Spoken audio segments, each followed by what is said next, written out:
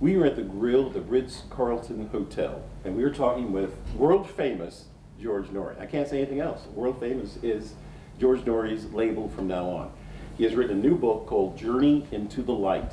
Journey to the Light is a compilation of stories from our coast-to-coast listeners dealing with supernatural, ghosts, bizarre stories that affected them. One includes, for example, a woman who was withering away in a hospital bed, and every night she would be visited by this little old man who would cart the drugs down the hallway, come on into her room, look, and keep going. Now this happened for about a week. She finally said, "Who is this guy? He comes in, he looks, doesn't give anything, and just keeps pushing his cart."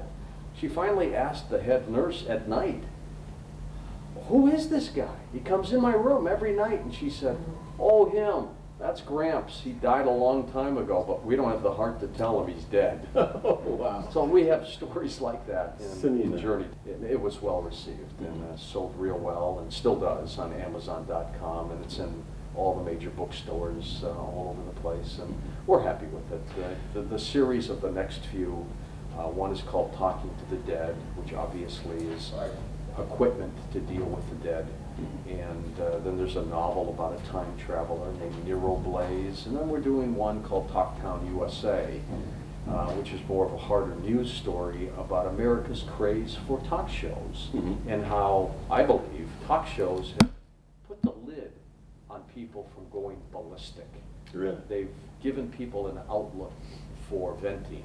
A pressure valve. Yeah, and without that pressure valve, I think they'd go nuts. That's why Oprah's been on the air for so long. They're on. They've all been on for a long time. Where do you want to go? You're on television, you're on radio, you're on Ancient Aliens and History Channel.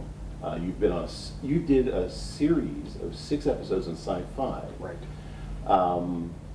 I'd like to ask you a little bit more about that. Also, you've got Coast to Coast AM, which you do religiously every night, except for a couple of nights when you don't do it. Ian fills in, or somebody will fill in for you.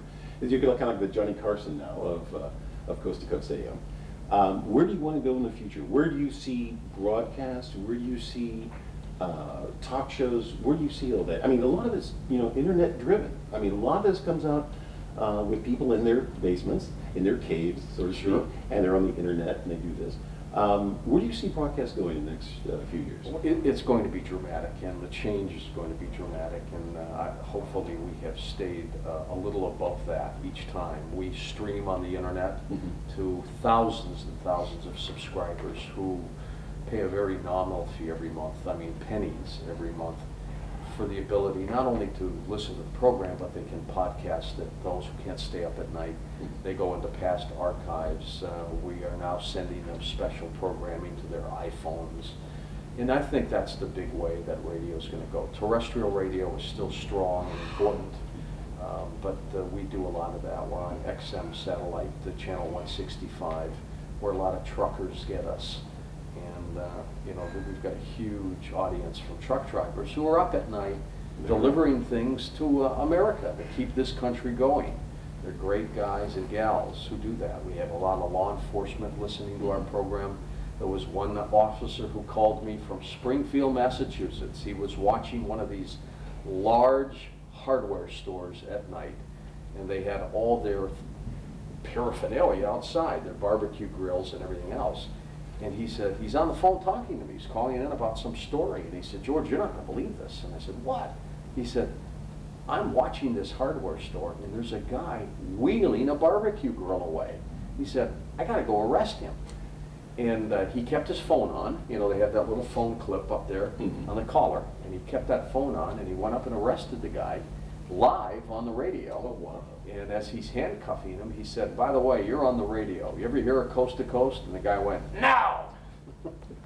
So we've got all kinds of people. Security guards at night, people at home, people in their cars. It's growing. I don't want to get on a touchy subject, but I've been contacted by certain divisions of the military and pockets of our government. I'm not going to say our government, but have you been contacted or called by a guard or someone in the Air Force maybe, or someone in certain pockets of the military that is saying that I'm guarding something that you know, is not of this earth? Is We've had some calls from people that we cannot verify their authenticity, who claim that they may be watching a terminal with a flying saucer in it, Really?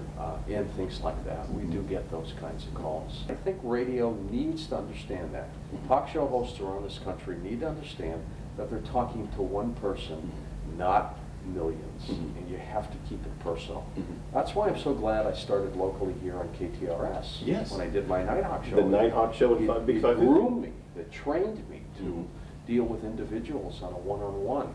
Had a book signing a few weeks ago for Journey to the Light here in St. Louis, and a lot of Nighthawk KTRS listeners showed up that I have never met before, but I would know their voices, and I went, "Vicky, it's you," or something like that. Yeah, exactly. It's really cool. I have people today ask me, where did George Noory go? I mean, that's the big question, and it's like, I don't think anyone can replace you on the Big 550. I don't think anyone can replace you wherever you have been. I think Coast to Coast is a pinnacle, but let's rub the crystal ball. Is there a movie situation in George Noory's life? Is there a bigger...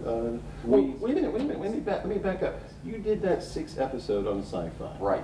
And that was great. I thought this was going to be a 12-episode scenario. I thought they had you... We did too. They ran out of money. They ran out of money, They okay. ran out of money. Because I wanted to back up and find out, why did you do 6? Why did you just get everyone's taste buds? Well, they came back to me, Mike, and they wanted to put a camera in my radio studio, you know, like Howard Stern does. Yeah. And I went, That's come been done. on, who wants to watch me sitting there for 4 hours doing a show where most of the people are on the phone somewhere out there? Right.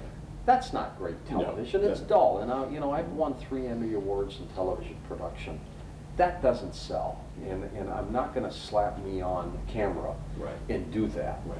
It's going to be done. It's going to be done right. So we're still, my agency in LA is still pitching, and maybe one day we'll break through with something. You know. Every time you turn around, it seems like, with your books, with your shows, with everything you've touched, you have brought more substance to the show than what you would initially expect.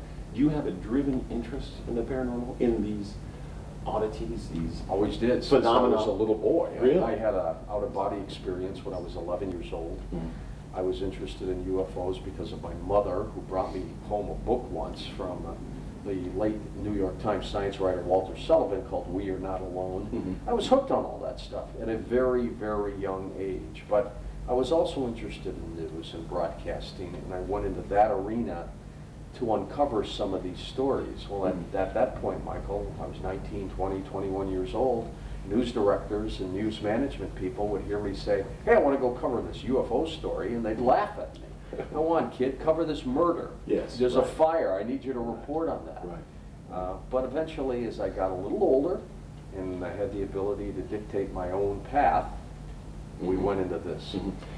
You know, one of my war stories is that the first time that I had ever gotten real dossier on cattle mutilations was someone who worked for the National Enquirer. Yeah. We're talking with George Noory, and his new book, Journey into the Light, is now out now. Can they get an autographed copy if they write to you? Will you autograph them? Yes, they can. Maybe. What we'll do is we have little inserts that Inserts, they can okay. stick to the book. Okay, very good. Well, you can get an insert. This has been my guest, George Noory.